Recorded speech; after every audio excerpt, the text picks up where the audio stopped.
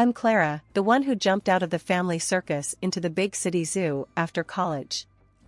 Sold pet products like they were going out of style and finally opened my own little spot, Clara's Critter Corner. It was my slice of heaven in a concrete jungle, just a hop, skip, and a jump from my apartment. Hitting up pet expos and vet clinics became my jam. That's where the world threw Ella at me. She was all class, working at one of those high-end vet clinics, and we clicked over the latest in chew toys and cat condos. Not long after, I found myself hanging out at her place, swapping life stories over cups of tea. Ella had this son, Alex. A vet, like her, but with this laid-back vibe that screamed I'd rather be at a beach than a clinic. He started showing up more, just passing by. Ella had this twinkle in her eye every time he did, and I wasn't clueless. But, honestly? The guy was easy on the eyes, and those little visits turned into coffee dates, which turned into dinner plans. We were a thing before I knew it. He was like a live wire, always moving, always shaking things up. Our first real outing felt more like a spontaneous adventure than a date. Coffee turned into a sprint through a sudden downpour, which somehow ended with us soaked to the bone, laughing in a diner booth at some hole-in-the-wall place. "Life's too short for sitting still, don't you think?" he'd say, eyes twinkling with that daredevil gleam of his. And I, who'd built a life around order and routine, found myself nodding along, caught up in his whirlwind. Our conversations were never dull. He'd toss ideas at me like fireworks, each one more vibrant and wild than the last. "Ever think about hosting a pet fashion show at your store?" he'd suggest out of the blue, and I'd laugh, not because it was absurd, but because with him, it somehow seemed possible. With Alex, I found myself stepping into a world where the unexpected was the norm, and I loved it. He challenged me, pushed me, made me see the world through a lens that was constantly shifting, constantly alive. It was exhilarating, the way he could shake up the mundane, turn the everyday into an adventure. And despite the chaos, or maybe because of it, I found myself drawn to him, to the storm that he was. It wasn't all roses, though. Alex had this way of life that was, let's just say, more laid back than mine. Friends, parties, the works. The guy knew everyone, and everyone knew him. It was a lot. But Ella, she had faith. Said we could reform him. Me? I had my doubts, but love's got a way of making you see the best in people. The thing about life is, it's unpredictable. One day you're selling dog leashes, the next you're sitting across from your boyfriend's mom, getting hit with the marriage talk. Yeah, that festive dinner at Ella's wasn't just about celebrating her legendary meatloaf. "So, what do you think about marriage, Clara?"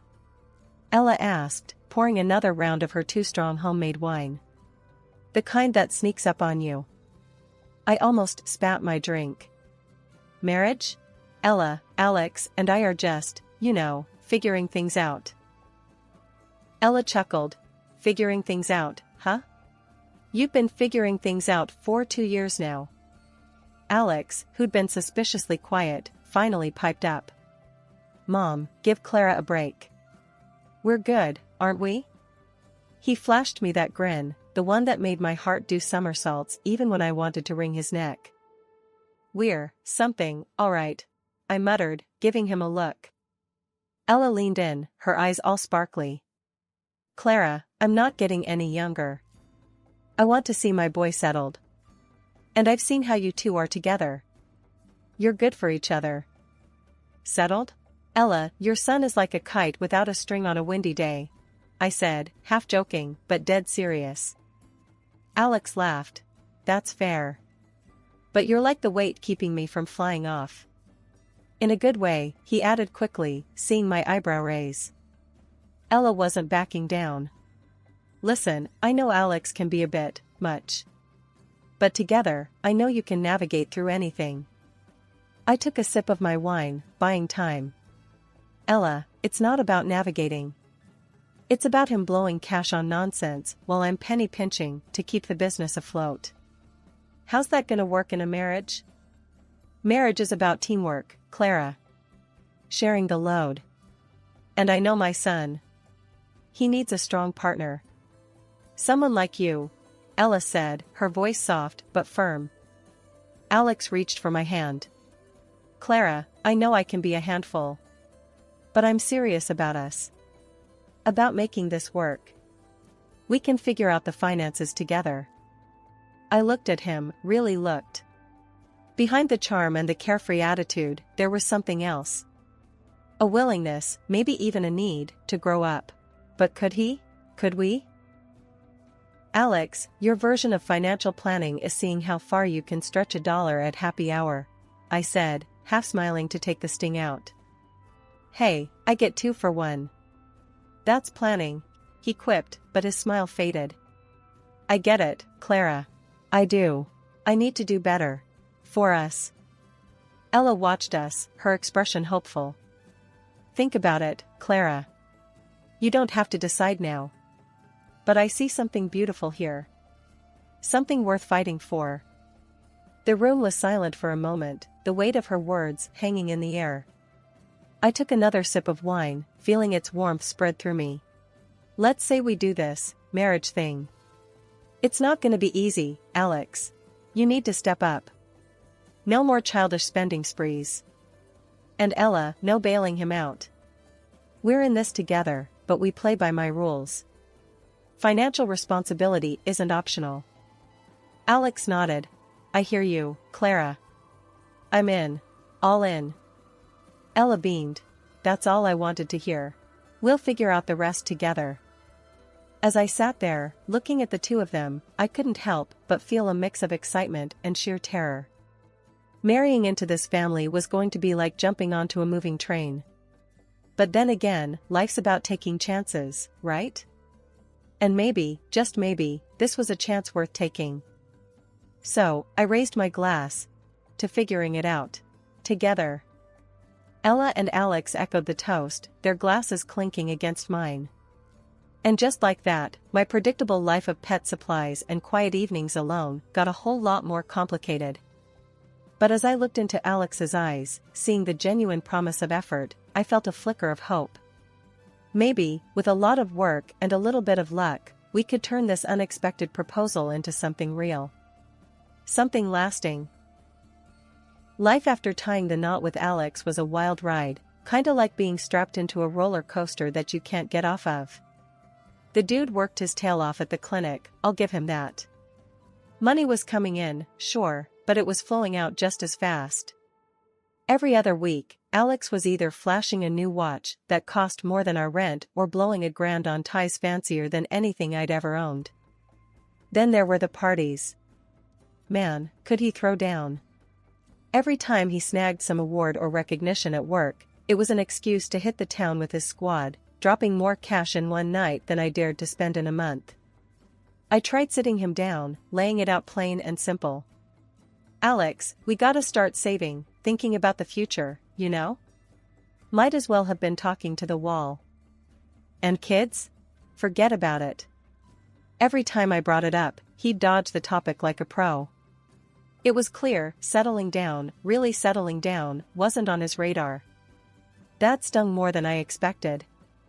Ella, bless her heart, was on another level. She'd always been the type to handle her business, money-wise. But with retirement, she started tightening the purse strings, getting real about her expenses. That's when she dropped the idea on us, let's get serious about the family budget.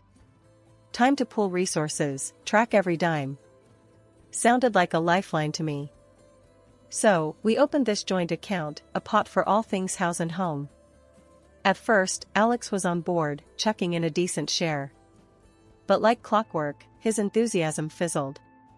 Payments became, oh, I'll do it tomorrow, until tomorrow never came. One evening, I cornered him, ready for a showdown.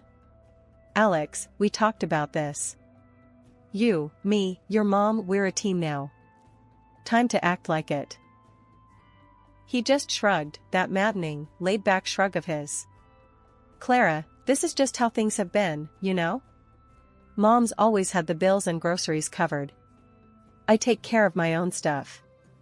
Why mess with a good thing? A good thing? My blood boiled.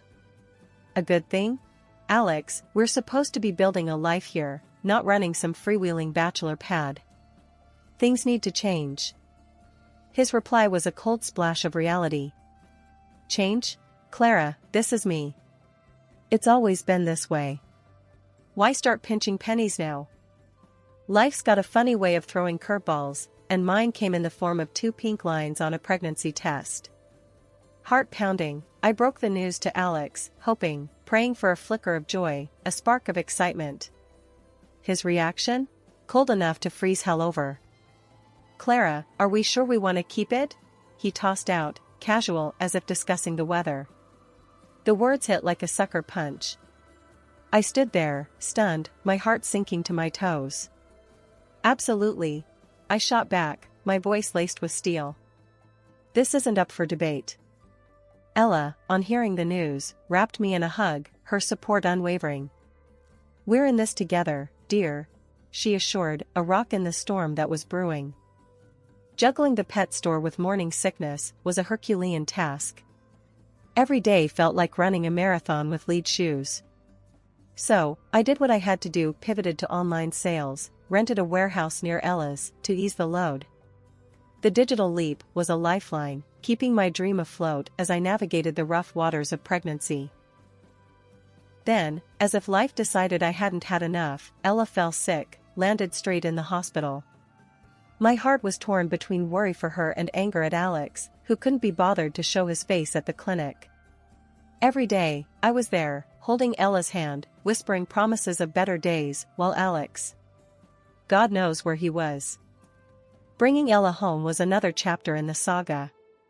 I became nurse, caretaker, daughter she never had. Meanwhile, Alex was off gallivanting with his pals, as if his mother lying weak in bed was someone else's problem. Can't you spare a moment for your own mother? I finally exploded one evening when he breezed in past midnight, reeking of booze and bad decisions. She's got you, hasn't she? He retorted, a smirk playing on his lips that I itched to wipe off. Ella's your mother, Alex. Your mother. I spat the words, each one dripping with contempt. She needs us, not just me. But my words were rain against a window, seen but not felt. Alex shrugged off the responsibility like it was nothing, leaving me to wonder how the man I married had vanished so completely. Bringing a new life into the world should have been the kind of joy you shout from the rooftops. But when that day came, the echo of my joy bounced off walls built up by Alex's absence and indifference. Our baby boy, Lucas, was perfect, a tiny bundle of hope in a tangled mess of disillusion. Ella was my rock, stepping up in ways I never imagined. He's beautiful, Clara. Just perfect, she cooed, cradling Lucas with a grandmother's pride that outshone the dimness of the hospital room. Thanks, Ella. I don't know what I'd do without you, I murmured, exhaustion battling with gratitude. Alex's introduction to his son was brief, a fleeting moment that should have lingered. He's got your eyes, was all he offered before his attention slid away, back to his phone, to a world that didn't involve dirty diapers or midnight feedings. The first few weeks blurred into a cycle of feedings, diaper changes, and stolen moments of sleep. Through it all, Ella was my pillar, while Alex, well, he might as well have been a ghost for all the help he was. One evening, as I tried to balance the books for the online store with Lucas finally asleep in my arms, I confronted Alex.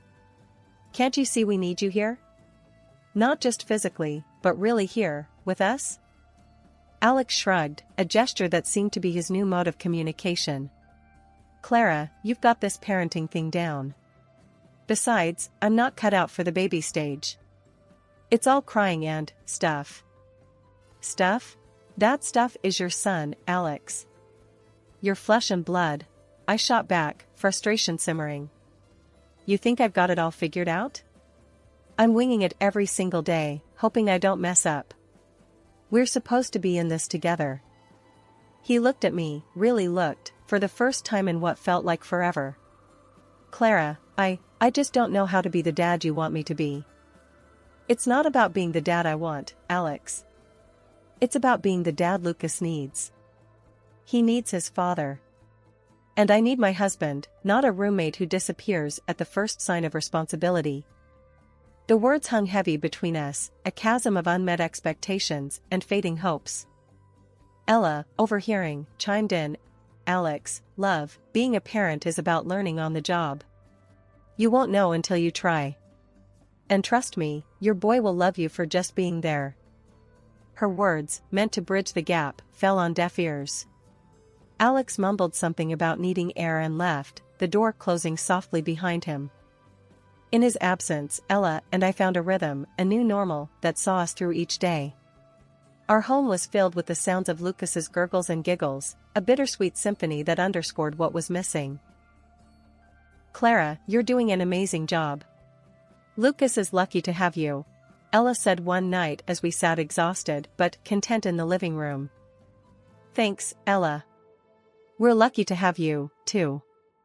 As for Alex, I just wish he realized what he's missing." As days turned into weeks, and weeks into months, the gap between Alex and us widened. Old habits, it seemed, died hard. And as I watched Lucas grow, a tiny heart beating with potential, I couldn't help but wonder what it would take for Alex to see the treasure before him, to trade old habits for new beginnings. The day started like any other, with the routine hustle of managing my online store while balancing the demands of motherhood. It was during one of Lucas's naps that I decided to check our family account, a routine task that had become second nature. What I found was anything but routine. $20,000, our hard-earned savings, painstakingly accumulated for Lucas's future, was missing. A cold sweat broke out as I frantically scrolled through the transaction history, my heart sinking with each click. The withdrawal was flagged just 2 days ago.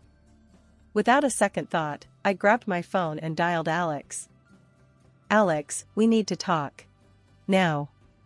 "It's about the bank account," I said, my voice trembling with barely contained anger. "What's up?" His casual tone was like a slap across my face. "Where's the $20,000, Alex? It's gone. Vanished. Please, tell me there's a good explanation for this," I pleaded, clinging to a shred of hope that there was a misunderstanding. There was a pause on the line, a hesitation that spoke volumes before he replied. "Look, Clara, it was a matter of life or death. I had to use it." "A matter of life or death?" "Alex, what could possibly—" I began, but he cut me off. "We'll talk when I get home, okay? Just, trust me," he said before hanging up. The hours until his return were agonizing, filled with worst-case scenarios and a growing sense of dread. When I finally heard the sound of a car pulling up, I rushed to the window, expecting an ambulance, a police car, anything that signaled a genuine emergency. Instead, I saw a sleek, new sports car gleaming in the driveway. Alex walked in with a swagger, the car keys twirling around his finger. "What do you think? Nice, right?" I stared at him, disbelief clouding my vision. "Nice? You spent our savings on a car? Alex, please tell me this is a joke."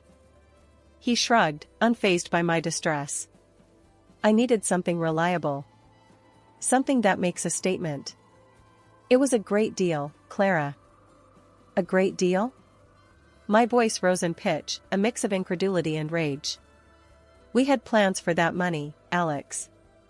For Lucas's future. How could you be so selfish?" He leaned against the kitchen counter, the picture of nonchalance. "I'll drive it. Besides, you always wanted a family car. This isn't exactly it, but you can take care of the loan. Consider it a thank you for marrying me," he said, his arrogance stinging like salt in an open wound. I felt my knees weaken under the weight of his betrayal. "Thank you? For marrying me? Is that what our marriage is to you? A transaction?" He sighed, a sound of exasperation that fueled my anger. "I'm tired of this, Clara. Tired of the arguments, of feeling trapped. If you can't handle this, maybe you should just leave," he said, tossing a stack of papers on the table.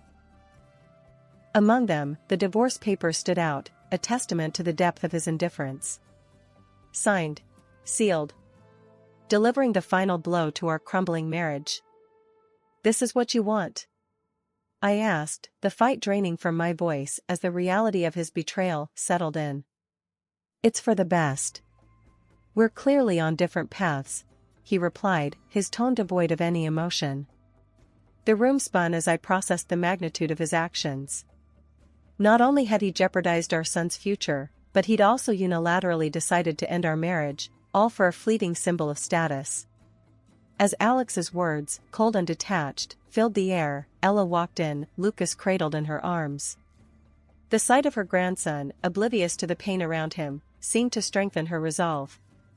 Hearing the talk of divorce, Ella's expression hardened.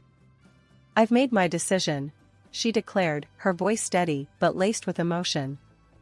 "I'm staying with Clara and Lucas. They're my family now."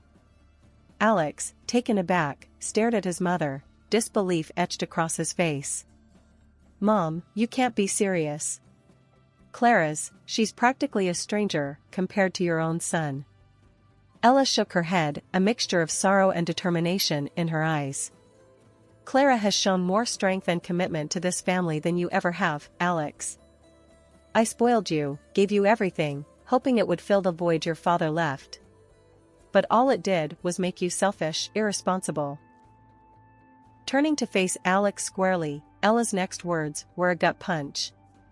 "I'm ashamed of what you've become. I'm disowning you, Alex. And as for my will, I'm changing it. Clara and Lucas are my priority now." Alex's shock turned to anger, his voice rising in defense. "I'm your son, your blood. You're going to choose them over me?"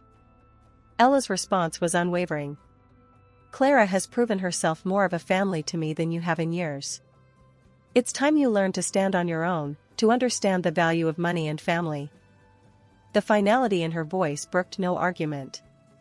"Return the $20,000 you took from Clara, or I swear, we'll take legal action. You've crossed a line, and it's time you face the consequences." The room fell silent, the weight of Ella's words hanging heavily in the air. Alex, defeated and alone, collected his things in silence, the reality of his choices finally dawning on him. As he left, Ella turned to me, her eyes softening. "I'm so sorry, Clara. I never intended for things to turn out this way. But I promise you, Lucas and you are my family now. We'll get through this together." After the dust settled from the storm of my marriage's end, life took on a new rhythm, a melody composed of resilience, hard work, and unexpected bonds. The divorce papers were signed, turning a page I never expected to write in my life story. But here we were, me, Ella, and Lucas, creating a new definition of family. Ella had been more than just a mother-in-law. In the wake of Alex's departure, she became my anchor, and together, we were determined to provide Lucas with a solid foundation, one built on love, respect, and the kind of hard work that molds character. "Lucas will know the value of responsibility, of earning his keep," I mused aloud one evening as Ella and I sat, planning the week ahead. "We're going to raise him to be the man Alex never chose to be." Ella nodded, her agreement silent but resolute. "He'll be better for it, Clara. With us guiding him, how could he not?" The irony of our situation wasn't lost on us. Alex, who had floated away on a cloud of his own making, was a distant figure in the life of his son, a cautionary tale of wasted potential and misplaced priorities. Rumors of his spiraling debt and lavish expenditures on frivolities reached us through the grapevine, each tale a reaffirmation of the bullet we dodged. Our focus remained undeterred. My online pet store, born out of necessity, had flourished into a thriving business, providing not just for our immediate needs, but allowing us to look ahead with optimism. The lessons of the past, of Alex's failings, and our own trials, were the bedrock on which I built my enterprise. Ella, ever the matriarch, took a bold step to secure our future further. Rewriting her will, she made Lucas and me the heirs to her legacy, a gesture that cemented our bond and commitment to each other and to the values we aimed to instill in Lucas. "As long as I'm around, you two will never want for anything," Ella declared, her words not just a promise, but a vow. "This family, what we have here, it's worth more than any material wealth." Her actions spoke louder than words, a testament to her belief in us, in the family we'd become. Together, we faced the future not as remnants of a broken past, but as architects of our destiny, united by love and a shared vision for what lay ahead. "We're doing okay, aren't we, Ella?" I asked one evening, as we watched Lucas play in the garden, his laughter a balm to the scars of the past. "We're doing more than okay, Clara. We're thriving," Ella replied, her hand squeezing mine. "Together, there's nothing we can't overcome."